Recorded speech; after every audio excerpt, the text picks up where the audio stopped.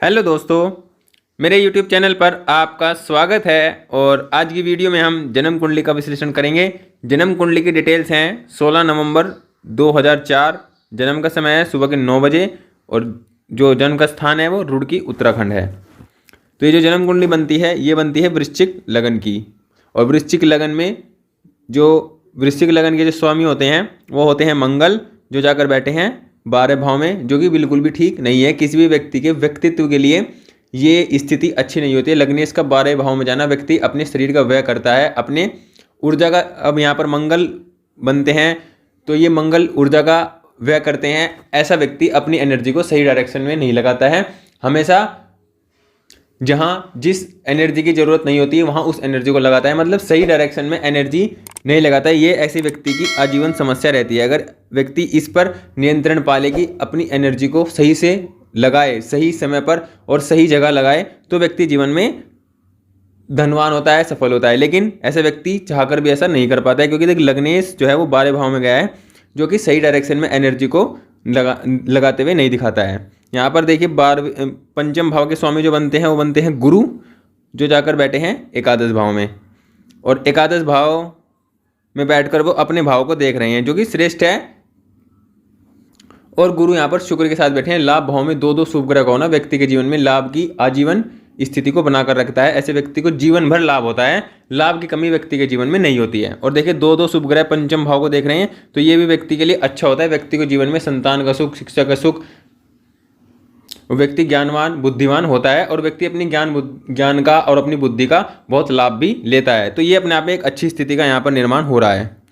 अब देखिए यहाँ पर जो नवमेश हैं वो बनते हैं चंद्रमा, जो जाकर बैठे हैं दूसरे भाव में। तो ये भी अपने आप में एक अच्छी स्थिति है कि नवम भाव का स्वामी दूसरे में बैठ रहा है। तो ऐसे व्यक्ति देखिए भाग्य जो जुड़ गया वो दूसरे भाव से जुड़ गया, मतलब भाग्य जब जुड़ता है धन से तो व्यक्ति को धन प्राप्त होता है। व्यक्ति के पिता से, व्यक्ति के परिवार से व्यक्ति को जीवन भर धन प्राप्त होता है। और व्यक्ति के भाग्य से भी व्यक्ति को धन प्राप्त होता है, मतलब धन की कमी व्यक्ति के पास नहीं होती है। और ऐसी स्थिति में व्यक्ति को परिवार कुटुंबजनों का भी पूरा सहयोग मिलता है, परिवार का भी पूरा सुख मिलता है। तो ये अपने आप में एक अच्छी स्थिति है। देखिए यहाँ पर पंचमेश और नवमेश तो बड़ी अच्छी स्थिति में यहाँ पर दिखाई पड़ते हैं, लेकिन यहाँ पर जो लग्नेश है वह अच्छी स्थिति में नहीं है, जो कि एक चिंता का विषय होता है किसी भी कुंडली के लिए। लग्नेश का कमजोर होना व्यक्ति के जीवन में समस्याओं को बढ़ा देता है। व्यक्ति के स्वास्थ्य में समस्या, व्यक्ति के आत्मविश्वास में कमी, व्यक्ति के जीवन भर जो सफलताएं मिलती हैं उनमें कमी, व्यक्ति अपनी सोच को, महत्वाकांक्षाओं को पूरी तरह से विकसित नहीं कर पाता है। व्यक्ति के जीवन में समस्याएं बनी रहती हैं। यहाँ पर देखिए मंगल का ये लगन है और गुरु का यहाँ पर चंद्र लगन बनता है। तो ये अपने आप में एक अच्छी स्थिति है कि मंगल और जो गुरु हैं वो मित्र हैं, और मित्र होने के कारण व्यक्ति के जीवन में ये संघर्ष के कम होने की स्थिति दिखाता है। ऐसे व्यक्ति जीवन में कम संघर्ष करके भी सफलता प्राप्त कर लेता है। ये अपने आप में अच्छी स्थिति मानी जाती है। लेकिन यहाँ पर ये जो चंद्रमा है ये पाप ग्रह हैं बिल्कुल, क्योंकि सूर्य के बिल्कुल अगले ही घर में है। तो ये शुभ ग्रह नहीं है, पाप ग्रह वाली स्थिति में आती हैं। लेकिन फिर भी इस लगन के लिए ये कारक हैं, अच्छा फल देने वाले ग्रह हैं और धन की स्थिति को देने वाले ग्रह भी हैं। यहाँ पर देखिए लगन में ही सूर्य बुध का एक संयोग बना हुआ है, एक अच्छा युग बना हुआ है। लेकिन यहाँ पर सूर्य जो हैं वो 0 डिग्री पर हैं। तो ये अपने आप में एक अच्छी स्थिति नहीं है, क्योंकि देखिए ज्योतिष में सूर्य सबसे बली ग्रह होते हैं और किसी भी कुंडली में सूर्य की सबसे अधिक महत्ता होती है। और यहाँ पर देखिए ये मंगल का लगन है, और मंगल का लगन होने के कारण यहाँ पर दशमेश बनते हैं सूर्य, और दशमेश सूर्य बनने के कारण ये जो सूर्य की महत्ता है इस लगन में विशेष से बहुत अधिक हो जाती है। लेकिन सूर्य यहाँ पर 0 डिग्री पर है तो लगन में अपने कारक भाव में है, श्रेष्ठ रिजल्ट देंगे, व्यक्ति को जीवन में आत्मविश्वास की वृद्धि देंगे, व्यक्ति के जीवन में सफलताएं देंगे।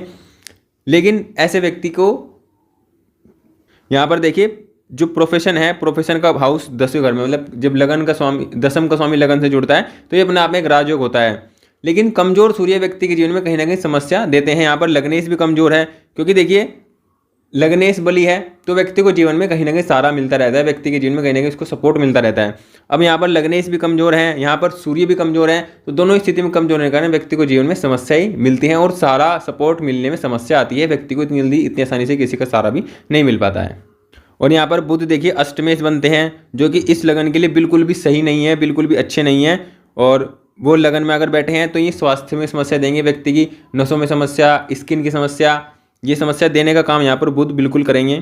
तो सूर्य यहाँ पर बली होने बहुत आवश्यक है, परम आवश्यक है, क्योंकि यहाँ पर दशमेश हैं, लग्नेश के परम मित्र हैं और कुंडली के सबसे पावरफुल और सबसे योग कारक ग्रह यहाँ पर माने जाएंगे। तो ये स्थिति सबसे महत्वपूर्ण मानी जाती है। देखिए वर्तमान में इनको चंद्रमा की दशा चल रही है और चंद्रमा में राहु की दशा चल रही है, तो जो कि अपने आप में एक अच्छी दशा है इस लगन के लिए हम कह सकते हैं, क्योंकि चंद्रमा यहाँ पर भाग्येश बनते हैं और भाग्य के स्वामी बनकर वो दूसरे भाव में हैं और दूसरे भाव के स्वामी भी यहाँ पर देखिए लाभ भाव में है। तो ये अपने आप में अच्छी स्थिति है, व्यक्ति को इस दशा में लाभ प्राप्त होगा, धन प्राप्त होगा, परिवार का सुख प्राप्त होगा। यहाँ पर चंद्रमा और राहु की, चंद्रमा की दशा राहु की अंतर्दशा है, लेकिन राहु इस लगन में बिल्कुल भी कारक नहीं होते हैं और वो मेष राशि में बैठे छठे भाव में, छठे भाव में भी अच्छा फल देते हैं। व्यक्ति को जीवन में शत्रुओं को हराने वाला, कोर्ट कचहरी के केस में जीतने वाला और व्यक्ति को अपनी जो समस्याएं हैं, प्रॉब्लम है, उनमें जिताने वाले होते हैं। तो छठे भाव में राहु भी कारक होते हैं।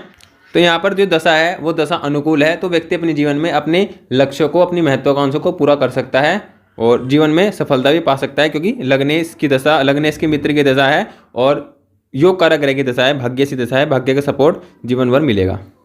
देखिए अगर हम धन की बात करते हैं इस कुंडली में, तो धन की इसमें कोई कमी नहीं, क्योंकि देखिए धन भाव में यहाँ पर चंद्रमा बैठे हैं, नवम भाव के स्वामी बैठे हैं, योग कारक ग्रह हैं, मित्र हैं, तो अपने आप में धन की स्थिति को अच्छा बनाने का पूरा काम जीवन भर करेंगे।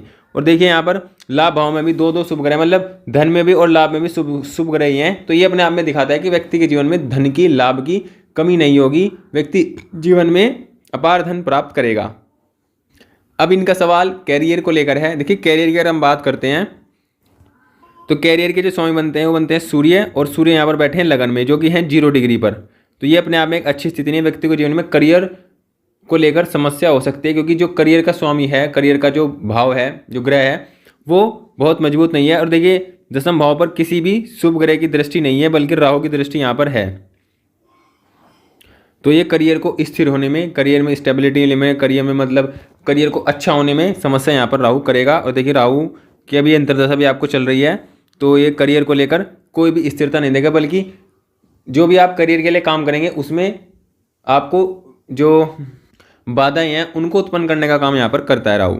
लेकिन यहाँ पर दशा आपकी अच्छी है, यह आपके लिए एक प्लस पॉइंट है। देखिए सूर्य लगन में यहाँ पर कारक होते हैं और सूर्य बुध का योग देखिए लगन में होना तो व्यक्ति को जीवन में सरकारी नौकरी की ओर भी ले जाता है। लेकिन यहाँ पर लग्नेश कमजोर हैं, लेकिन फिर भी आपको देखिए सरकारी नौकरी की आप तैयारी कीजिए, प्रिपरेशन कीजिए, उसकी तैयारी कीजिए और उसके साथ कुछ अपना काम भी करते रहिए, क्योंकि देखिए अभी चंद्रमा की दशा है, आपके लिए अच्छी है। चंद्रमा में राहु हैं, राहु के बाद यहाँ पर गुरु आएंगे, गुरु भी आपके जीवन में लाभ की स्थिति बनाएंगे, जो आपके लिए योग कारक ग्रह हैं और आपके जीवन में आपको नौकरी दे सकते हैं, खुशियाँ दे सकते हैं, सब कुछ अच्छा करने का काम यहाँ पर जो गुरु हैं वो करेंगे। और उसके बाद चंद्रमा की दशा है, उसके बाद देखिए मंगल की दशा है, वो भी आपके लग्नेश की दशा है, वो भी आपके सपोर्ट में। तो आप तैयारी कीजिए किसी अच्छी चीज़ की, सरकारी नौकरी तैयारी आप कर सकते हैं, उसमें आप सफलता भी प्राप्त कर सकते हैं, क्योंकि आपके पास समय भी है और आपकी दशा भी बहुत अच्छी है। नवमांश में अगर हम करियर की स्थिति देखते हैं, देखिए नवमांश यहाँ पर 12 नंबर से शुरू है और 12 नंबर यहाँ पर पंचमे से शुरू है, तो मतलब पंचम भाव से इनका जो नवमांश है शुरू है, ये अपने आप में अच्छी स्थिति है। और सूर्य यहाँ पर देखिए शुभ ग्रह की राशि में है, पंचम भाव में है, तो ये अपने आप में अच्छी स्थिति है कि सूर्य यहाँ पर अच्छे भाव में है। लगन कुंडली में वो लगन में है और जो नवमांश कुंडली है उसमें पंचम भाव में, ये भी श्रेष्ठ है। देखिए यहाँ दशम भाव में मंगल है, ये अपनी अच्छी स्थिति यहाँ पर मानी जाएगी, शुभ ग्रह की दृष्टि भी यहाँ पर पड़ रही है।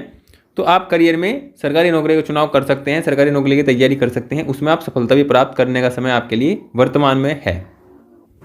दशमांश की अगर हम बात करें, देखिए दशमांश में उच्च के मंगल हैं, जो कि ये दिखाता है कि व्यक्ति के जीवन में करियर में जो भी व्यक्ति जो भी व्यक्ति का प्रोफेशन होगा उसमें व्यक्ति का दबदबा होगा, व्यक्ति का रुतबा होगा, व्यक्ति के आगे पीछे लोग यहाँ पर घूमेंगे, व्यक्ति की पहुँच बहुत होगी, व्यक्ति अपने कार्य क्षेत्र में बहुत सम्मान वाला व्यक्ति होगा, मानने वाला व्यक्ति होगा, मतलब इसकी बहुत चलेगी काम, जहाँ भी प्रोफेशन होगा, जहाँ भी काम करते होंगे उसमें सबसे आगे होगा, लीडर होगा एक तरह से। तो ये अपने आप में अच्छी स्थिति दिखाता है कि कार्य क्षेत्र के लिए 10 का मंगल, उच्च का मंगल श्रेष्ठ होता है, अच्छा होता है। सूर्य यहाँ पर भी देखिए सूर्य का प्रभाव दशम भाव पर है, तो ये मतलब दशमांश कुंडली में सूर्य का प्रभाव भी दशम भाव पर है, मंगल का प्रभाव भी दशम भाव पर है। तो ये अपने आप में अच्छी स्थिति है कि व्यक्ति सरकारी नौकरी की ओर जा सकता है, सरकारी नौकरी में सफलता प्राप्त कर सकता है।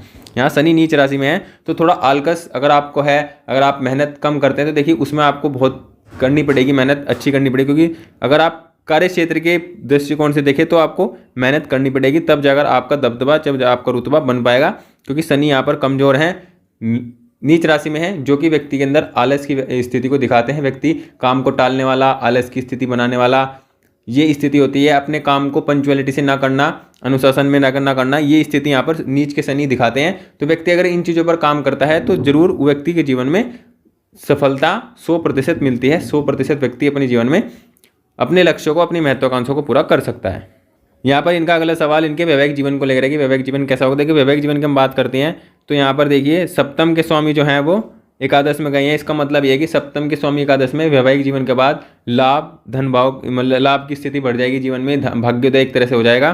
तो क्योंकि 11वें घर में अगर शुभ ग्रह हैं, मतलब तीसरे, छठे, 10वें, 11वें में अगर शुभ ग्रह होते हैं या शुक्र हो, विशेषतः अगर शुक्र हो, तीसरे में हो, छठे में हो, 10वें में हो, 11वें में हो और शुक्र हो, तो यहाँ पर 11वें में शुक्र हैं लेकिन यहाँ पर नीच राशि में है। लेकिन नीच राशि में होने के कारण भी यहाँ पर कोई विशेष प्रभाव नीच का नहीं मिलेगा, क्योंकि शुभ ग्रह के साथ हैं। शुभ ग्रह के साथ अगर नीच राशि में है तो व्यक्ति के जीवन में व्यक्ति को बहुत अच्छा रिजल्ट मिलता है। नीच ग्रह का कोई खराब रिजल्ट यहाँ पर नहीं मिलता है। तो व्यक्ति के विवाह के बाद जीवन में अच्छी स्थिति होने के संकेत यहाँ पर दिखाई पड़ते हैं। भाग्योदय होगा, धन की स्थिति अच्छी बढ़ेगी, लाभ की स्थिति अच्छी बढ़ेगी, प्रत्येक प्रकार की जो ग्रोथ है वो होने की संभावना यहाँ पर पूरी है। देखिए शनि की दृष्टि से दृष्टि भी यहाँ पर आपके शुक्र हैं, गुरु भी हैं, और शनि आपके लिए बिल्कुल भी योग कारक नहीं है, बिल्कुल भी अच्छा फल देने वाले ग्रह नहीं है। तो आपको ये दिखाता है कि आप अपने वैवाहिक फैसलों को सही प्रकार से लें, क्योंकि आपके फैसले गलत भी हो सकते हैं। अगर आप अपनी मर्जी से फैसला लेते हैं, किसी की सलाह में अगर आप अपना वैवाहिक जीवन का फैसला लेते हैं